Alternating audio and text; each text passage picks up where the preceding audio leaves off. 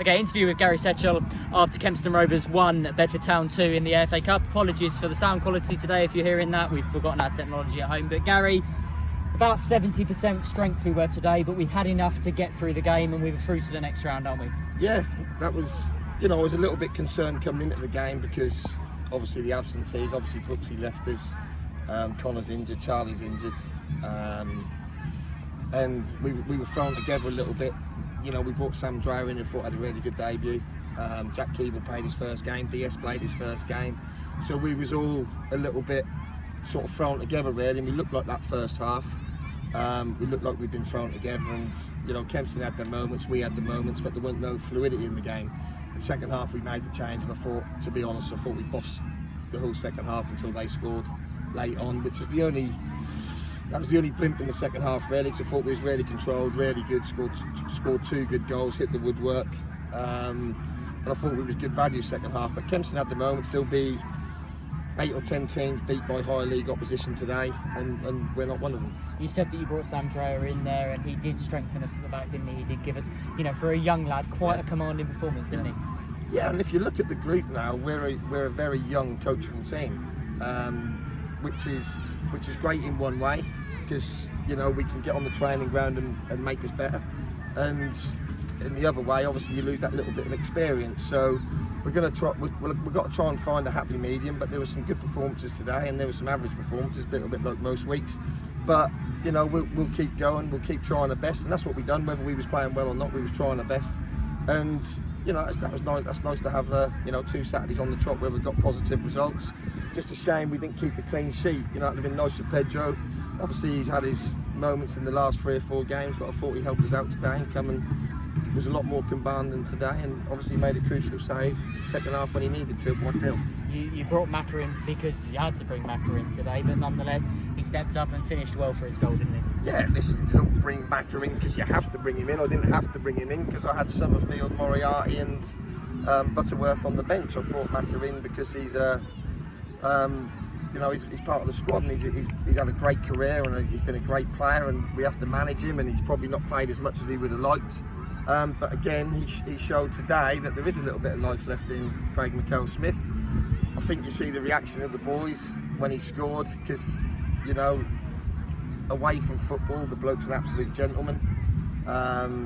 He comes in training, he works as hard as anyone else. He's always got time for the younger players, and I think that meant a lot to the players, him scoring a real meaningful goal for us, because he deserves it. And hopefully that won't be the last one he scores. He showed us today. We switched it around with him not being the runner anymore. I keep discussing with him. I think he's better, obviously, dropping in and being a hold-up player than running in behind them. I don't think he's got the legs to do what sort of time they'll do.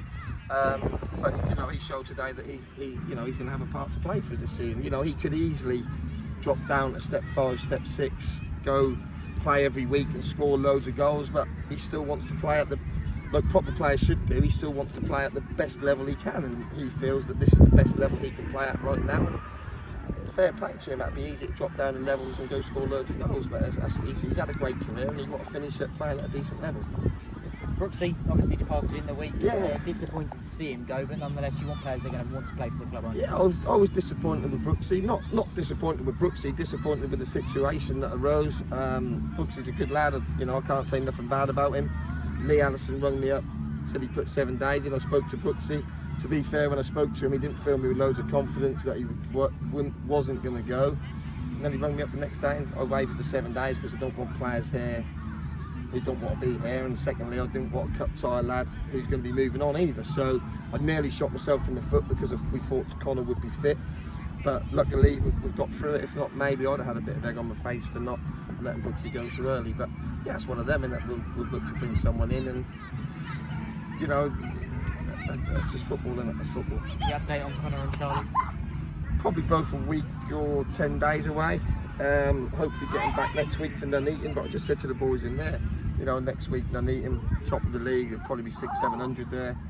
The first 20 minutes is going to be manic, and we're going to have to do a lot better in the first 20 minutes there than what we did today, or we're going to find ourselves 1 or 2-0 down. You answer my question is that preparation for the week is focused on that Nuneaton game, which will be difficult, second in the league, and obviously difficult to go there and try and get a result. The second half first time. I thought they was top. Oh, I don't know. I thought they're up there anyway. They're up there. And you don't look at the top no more. No. Don't look at the league table till 10 games in, mate. That's what you taught me. Yeah, that's right. But yeah, that'll be Jimmy. Will have he's made some great signings this year. And you know, people always say, oh, but they make great signings, but they don't really click. But it look like it's gotten clicked already this year. They're in great form, and you know, hopefully we can go there and get a big result on Saturday, which we're capable of. There's no doubt about it. But like I say, the league's brutal. Then you got Hitchin, local game, the game after. Then I suppose it's FA Cup, is it? The game after that. So you know, nice little bit of money for the club. Always helps. And hopefully, you know, we can go another 1 or 2 rounds and get some more money in. And you never know, there will be 1 or 2 clubs get to the first round. Why can't it be us? Just quickly, finally, draw on Monday. Yeah. Home away. Who do you? Right, home. Mind you, away the way we've been playing at home. To be fair, I don't know what's best anymore.